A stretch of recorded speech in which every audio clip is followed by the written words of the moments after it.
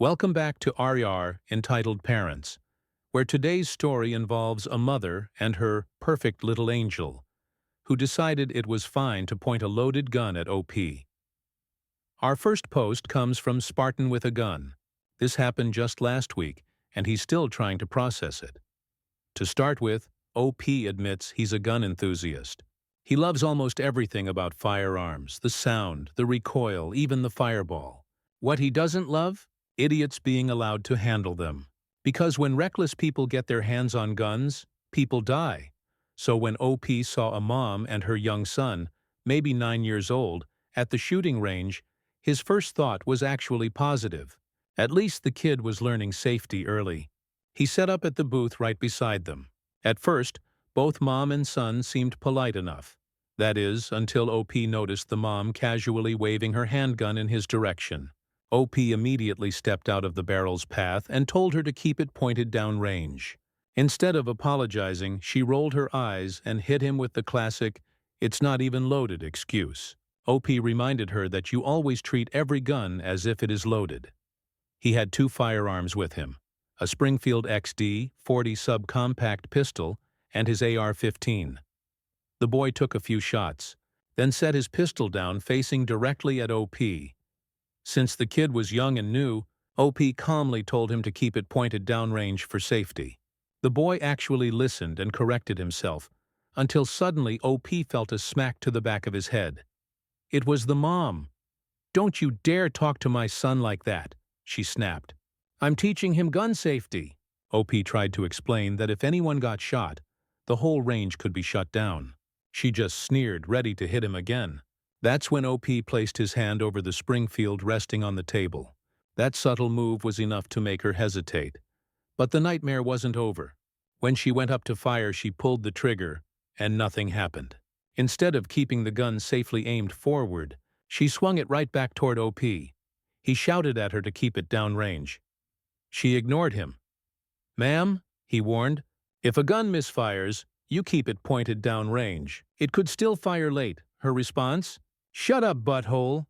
OP tried to go back to his own shooting, but once again, she pointed her weapon at him, this time while messing with the trigger. That was the last straw. At this point, by gun safety rules, OP was within his rights to defend himself. Range safety was called over and scolded her. For a moment she listened, until she did it again. That's when OP finally raised his own gun and shouted, "What the hell are you doing? Keep it downrange." Range safety hurried back, tried to calm OP, and took the weapon away from the mom. Instead of backing down, she lunged at him, trying to choke him. OP grabbed the firearm, field stripped it, and found that while the safety was on, it had been fully loaded the whole time. OP pointed his own gun at her and ordered her onto her knees with her hands behind her head. She screamed, "I'll sue you, bah!"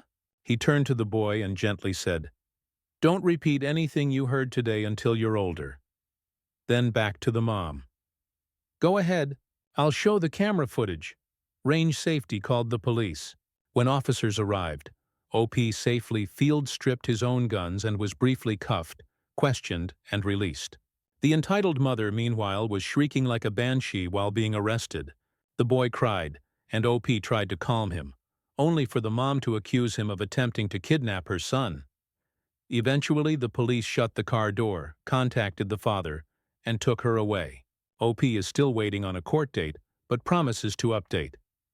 Because nothing screams entitled parent quite like, "How dare you not let my precious baby accidentally murder someone?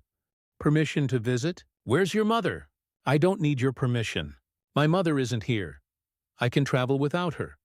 Ma'am, you're under arrest for destruction of government property."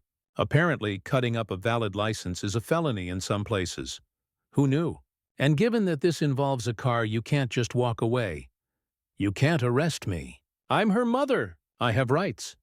"Yes, you do," the officer replied, and then he read them aloud. The officer later explained to us that, until she destroyed the license, he had been ready to issue only an appearance ticket. Instead of being arrested, she would have simply had to stand before a judge and pay a fine. But destroying the license made it a much bigger deal. Emily rushed into the house to tell her father what had happened. We all chatted a bit until the phone rang. It was entitled Aunt, demanding he call their attorney. Soon after we left, I drove Emily's car back to her place and took her to replace her license the next morning. The attorney, apparently unfamiliar with my aunt's reputation, showed up at the first hearing a week later, hoping to get the case dismissed. At first it looked like things might go her way. Her lawyer began, "Your Honor, this is a family matter. A mother disciplined her child, and the child called the police because she was grounded from using the car." The judge raised an eyebrow. "So she became angry, called the police, and, unknowingly, committed a crime by destroying the license?" "Yes, Your Honor. That's essentially it." The judge turned to the prosecutor. "Don't you have anything better to do today?" The prosecutor stood firm. "No, Your Honor. I consider it very important when a 22-year-old woman has her car stolen. It doesn't matter whether the thief is her mother or a stranger. She deserves the same justice."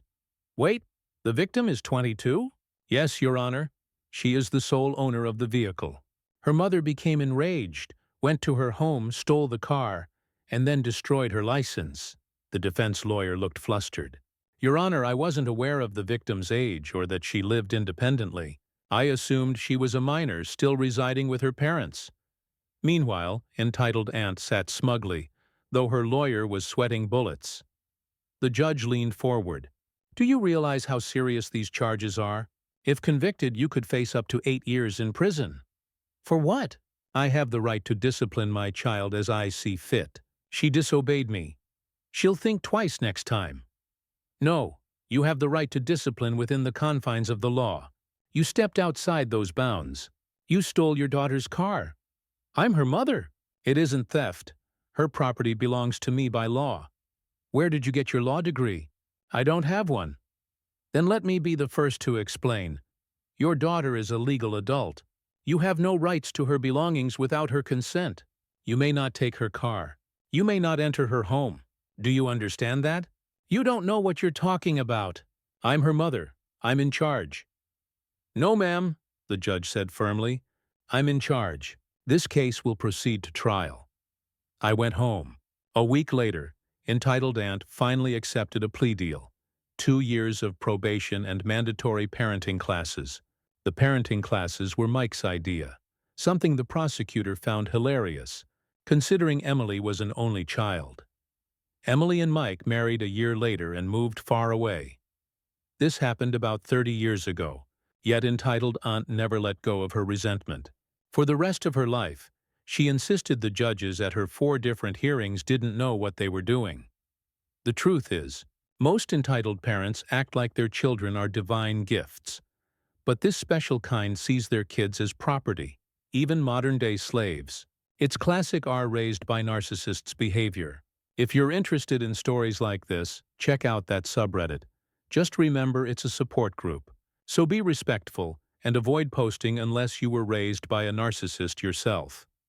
As for the next story, our post comes from Dragon's Fire.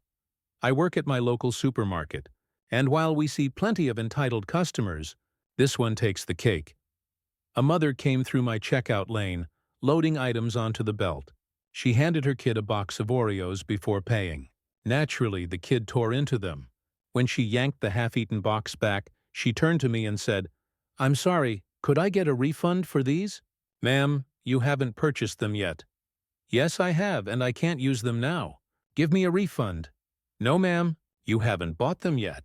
You'll need to pay $5. "No, I bought these already and I want my money back now." I couldn't tell if she was running a scam or just clueless, but I explained, "I can't refund an item you haven't bought." "You'll give me a refund, you idiot," she shouted, then pulled out a taser and waved it at me. I immediately hit the silent alarm. While waiting, I tried to stall her. "Look, ma'am, I can get the manager. Maybe he can help." "Fine. Go get him." I ducked into the office, terrified of being tased. The manager came out to deal with her. I didn't hear what he said, but within 4 minutes, the cops arrived and arrested her. It was a heck of a Friday. But hey, at least she didn't pull a gun on me.